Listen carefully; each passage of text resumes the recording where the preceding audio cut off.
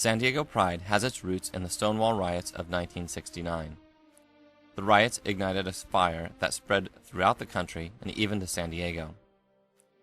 Here at San Diego State College, students formed the Gay Liberation Front, and they held the first gay-ins at local parks in 1970 and again in 1971. They also organized a picket of the police station to protest the department's unfair treatment of gay men. The Gay Liberation Front eventually folded as members devoted their time into making a gay community center a reality.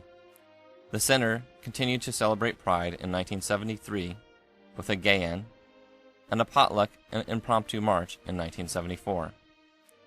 The following year, the center helped secure a parade permit for an official Pride March. It went through downtown on a Sunday afternoon, and nationally renowned civil rights leader Barbara Giddings was the Grand Marshal. In 1976, they celebrated the bicentennial.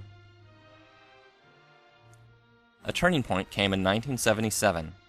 In Dade County, Florida, Orange Juice spokeswoman Anita Bryant led a crusade to repeal a gay rights ordinance.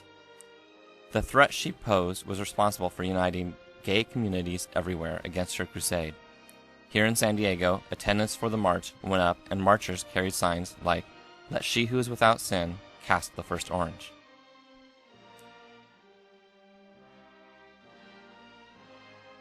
The following year, Pride was put on by the Save Our Teachers organization, which was responsible for the local fight against Prop 6. Again, turnout was strong, and ultimately, the Briggs Initiative was defeated.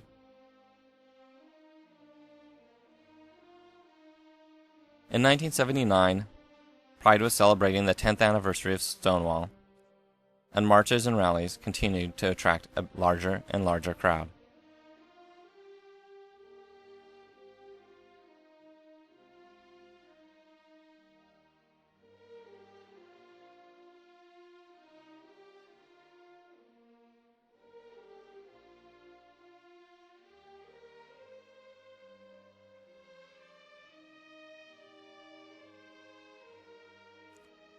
In 1981, community members formed Lambda Pride with the purpose of having an official organization which would be responsible for organizing the annual events. Lambda Pride encouraged participants to create extravagant floats. That same year, Lambda Pride held the first festival on Juniper between 5th and 6th Streets. As the 1980s continued, the parade grew and we even began to attract an audience. Floats and contingents became more extravagant and larger, and the festival became its own attraction.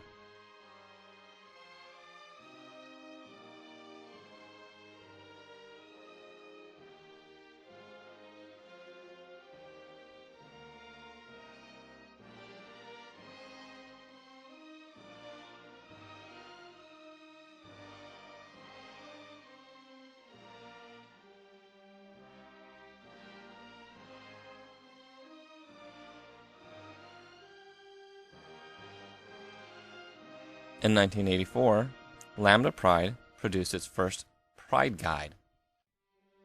However, with success came the fundies. The fundies were the fundamentalists who picketed the parade each year in the 80s. And in those days, they numbered in the hundreds. Special Pride volunteers stood in front of the fundies as a human buffer zone between them and the parade participants.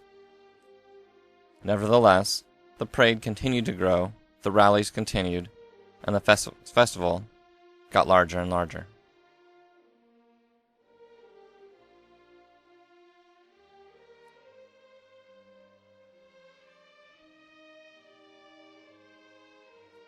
In 1986, Lambda Pride hit a snag. They were out of funds. There would be a parade, but no festival. However, a group of concerned citizens, including Christine Kehoe, Chris Shaw, Carla Koshow, and others, held a community meeting. It was decided that the assembled people would make the festival happen.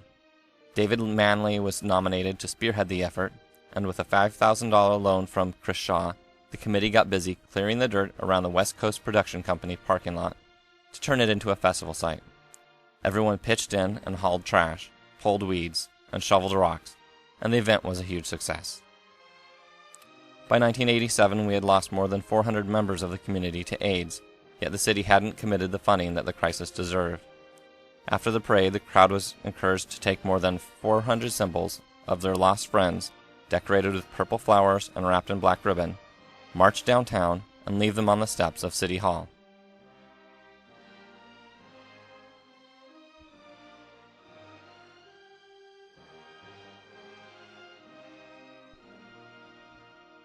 In 1988, the event was organized by a new committee. By all accounts, it was a wonderful event, but the organization ended up $40,000 in the red, and it folded, leaving many vendors unpaid. It looked like it might be the end of San Diego Pride. The turning point came in 1989 when Christine Kehoe, Scott Fulkerson, Joe Mayer, and other leaders decided to make another go at it and create a pride organization which San Diego County could be proud of, one which would be self-sufficient and one day capable of giving back to the community. It was a success, and that first year, the organization turned a $20,000 profit. As the 90s progressed, so did Pride. In the next few years, they changed the date from June to July, moved the parade route so that it went through Hillcrest, and moved the festival grounds to Marston Point and Balboa Park. Pride was on a roll. The fundamentalist protesters had faded away, with one major exception. In 1999, a cowardly assailant threw a tear gas bomb into the crowd, disrupting the parade. Many fled the scene in panic, but after the fumes cleared and the injured were taken care of, the parade continued on.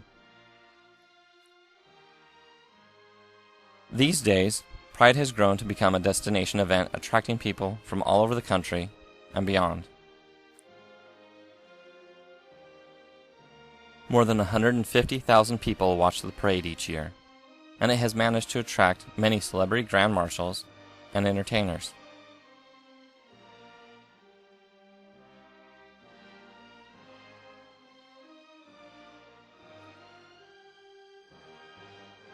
It has become a place to show support for LGBT family members and a place for LGBT families. Participants can express their individuality. They can show their concern for the environment by limiting waste.